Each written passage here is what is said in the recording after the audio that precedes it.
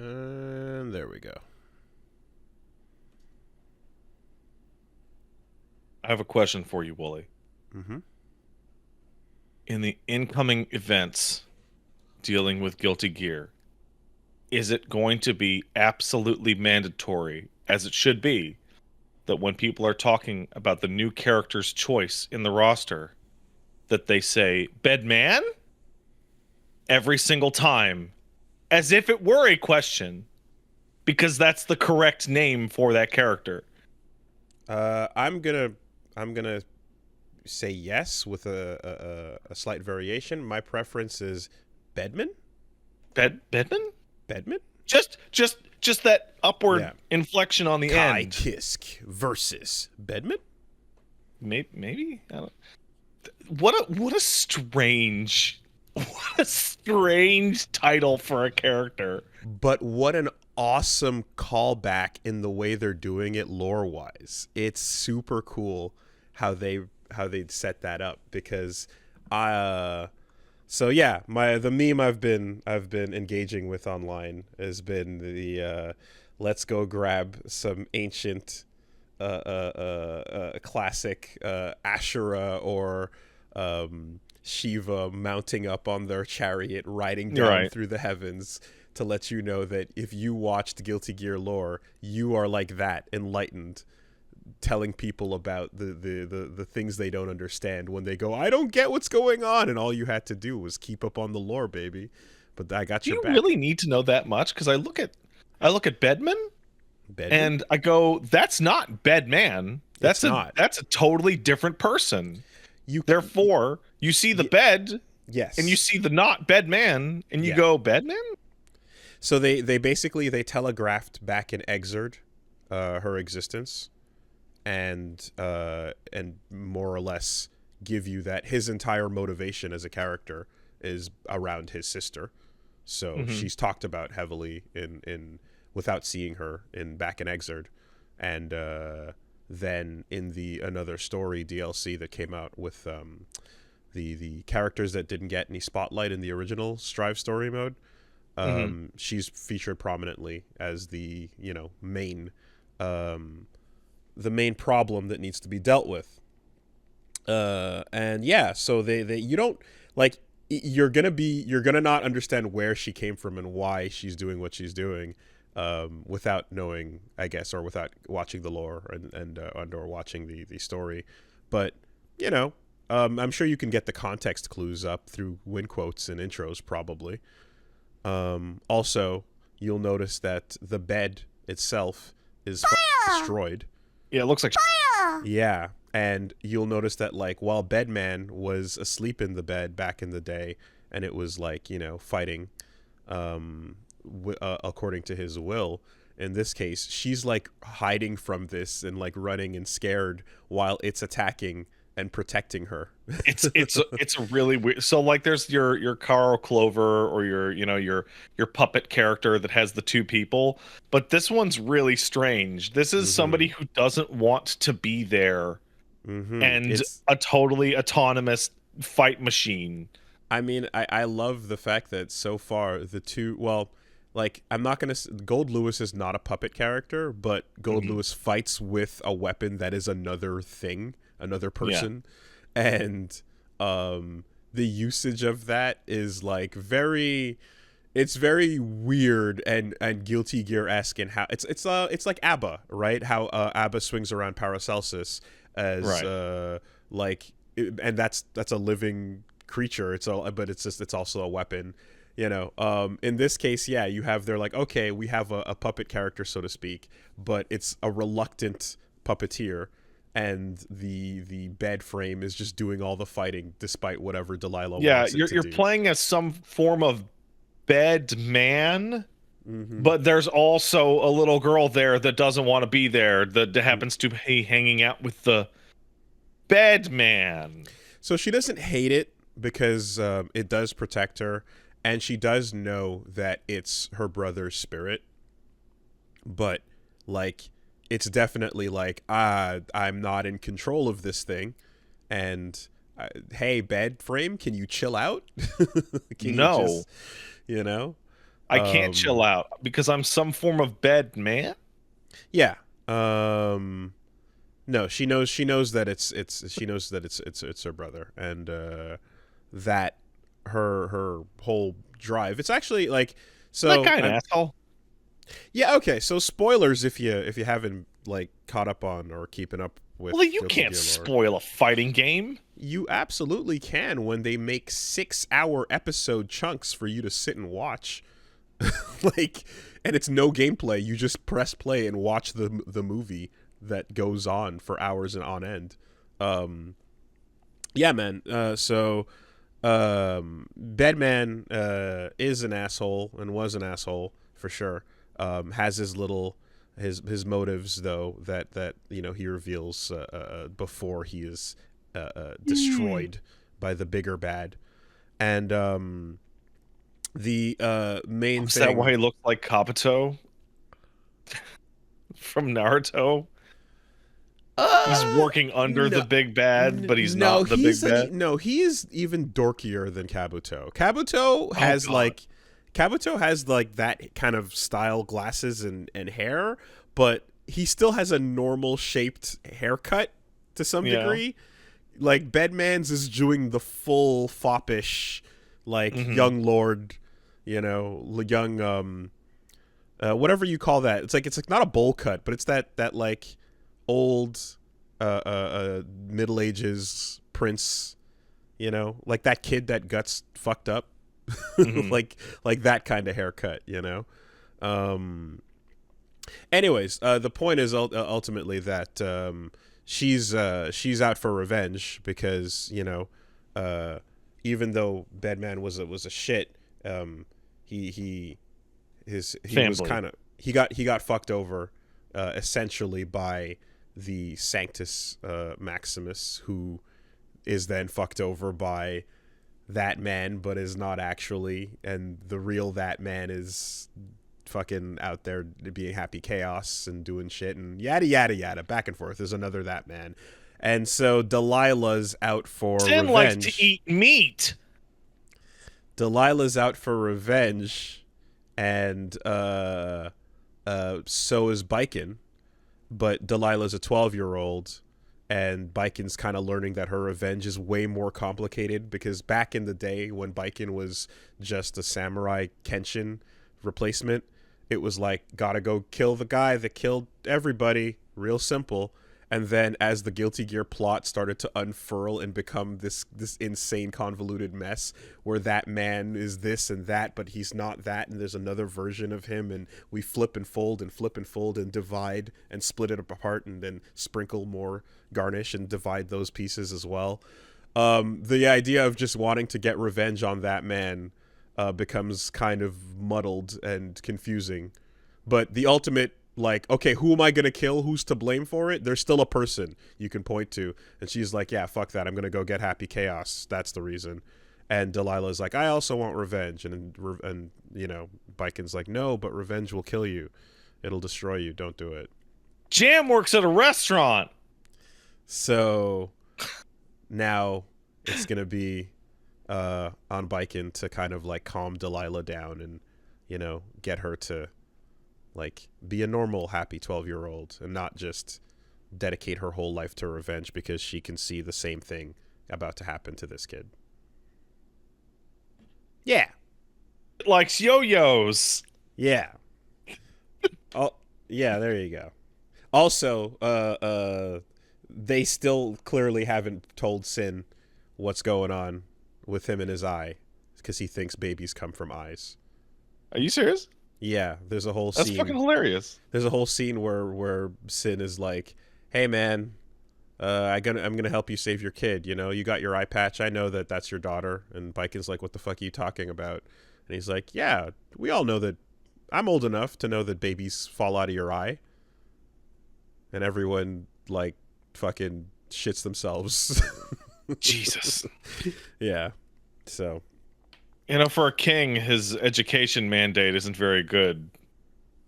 well, good thing he's not or will never be king. Oh, I meant so Kai's education mandate for his bullshit is not very good. Oh well, that's what happens when you leave it up to Soul. Actually. Oh, really? Yeah, you go Oh here, man. Oh, take this thing, you figure it out. That's all Soul's doing, actually.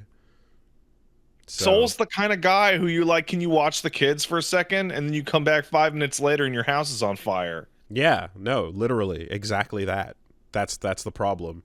You Um, can't just bandit revolver all your problems away, Fred. except you actually can, and when the kid is a gear, it's like, yeah, I don't know, you figure this out, man. Again, his uh uh uh the other previous moment was the description that his big happy treat when he has a good day is sugar water, you know. God So damn, I don't want to talk to anybody about sugar water.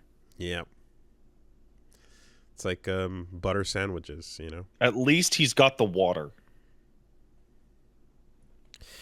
Yeah. So anyway, Bedman is the new Bedman? character announced for Guilty Gear Strive, and yeah, telegraphed, of course, from the way the story's been playing out.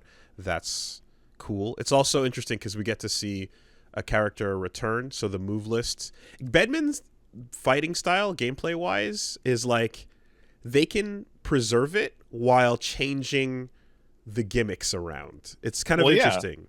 A lot of because we're not characters you do playing as that. Bedman. We're playing as Bedman. Bedman. So when you see the main bed frame moves like in place, you're like, okay, that's all the stuff that it does.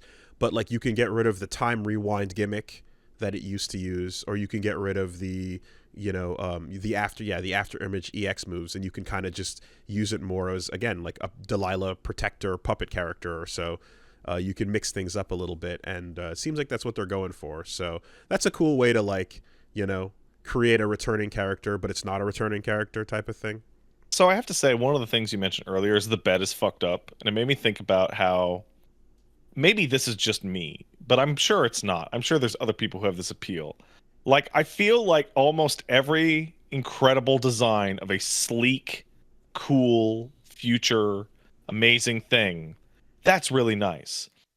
But what if you fucked it up and made it like look barely working and totally Mm-hmm. busted? Mm-hmm. Now we're talking. The dumb, stupid-looking bed frame that stands upright with the arms and legs and the goofy sphere head looks cooler when it's falling apart.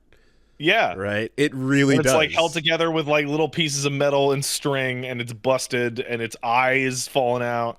Especially when you know that the reason why it looks that fucked up is partially due to Venom, Slayer, Gabriel, Potemkin's commander, all like doing damage and fucking that thing up before the end, and Robokai as well.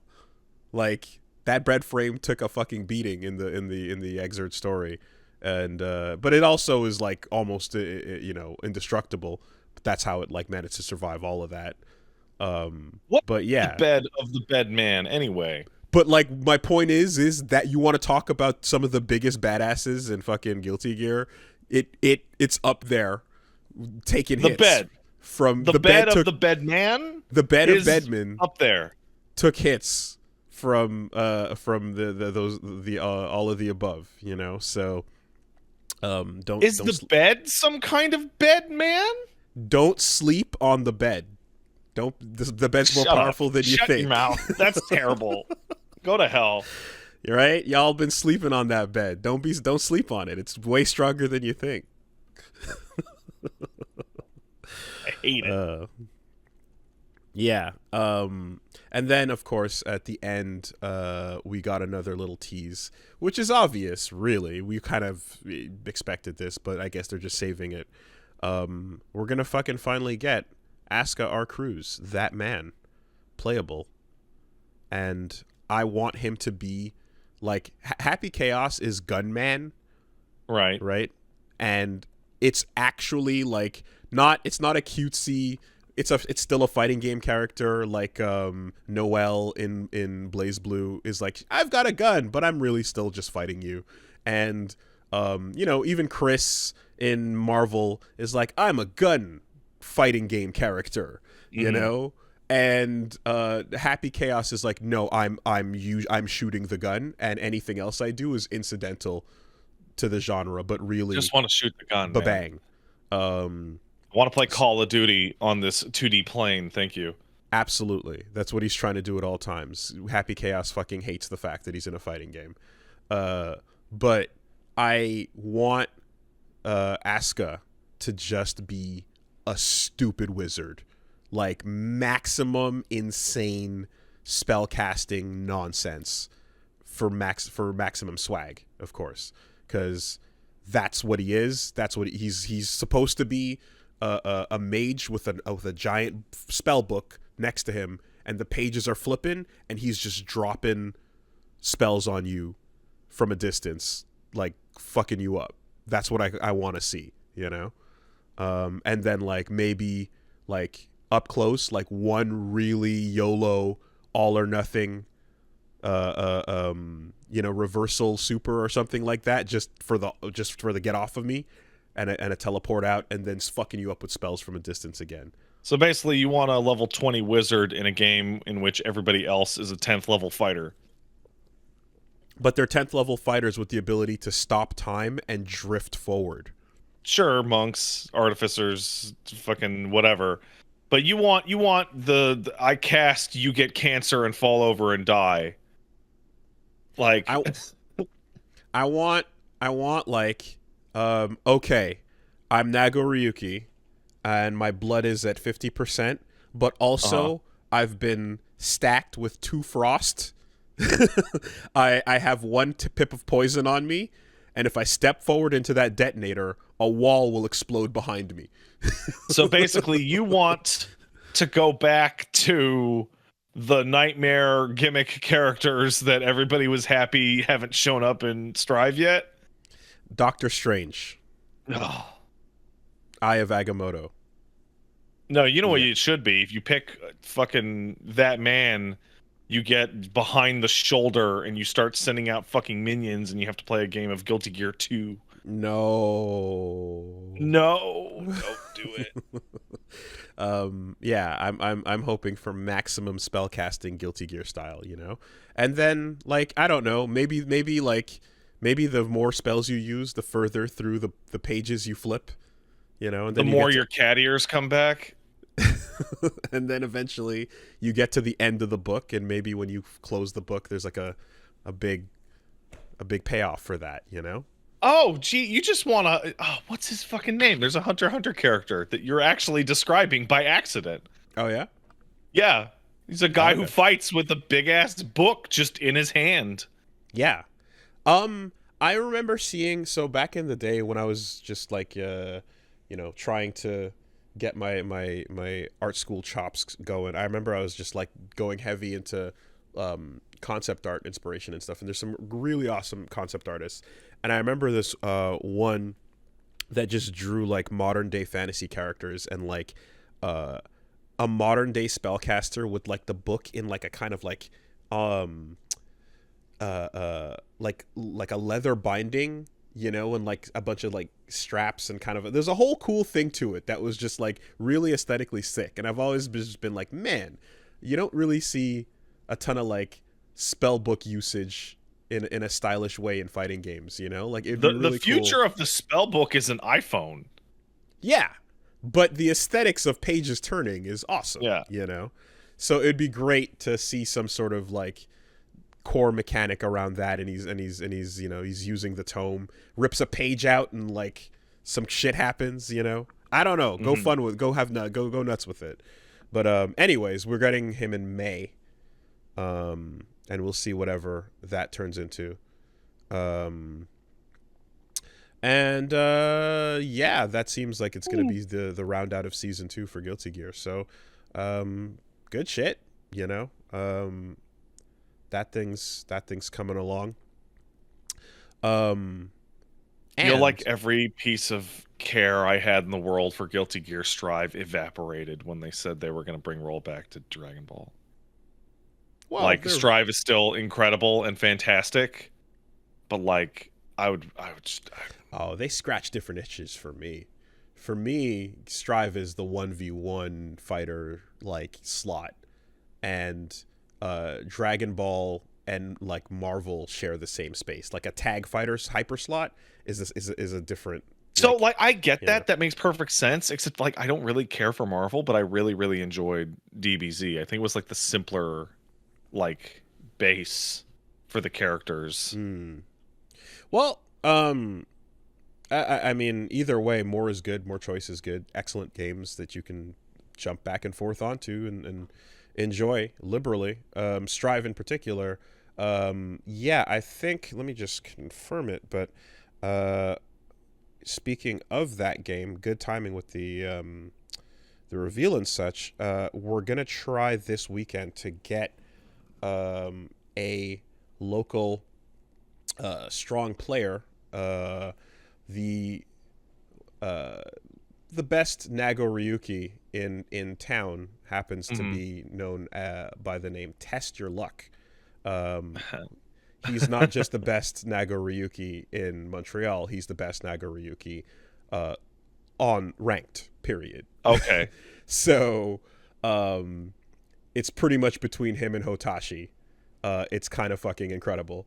That and lucky that he happens to live right here. So we're just gonna be like, "Yo, come over, run some sets, teach me how to use this fucking guy. I don't know what I'm doing."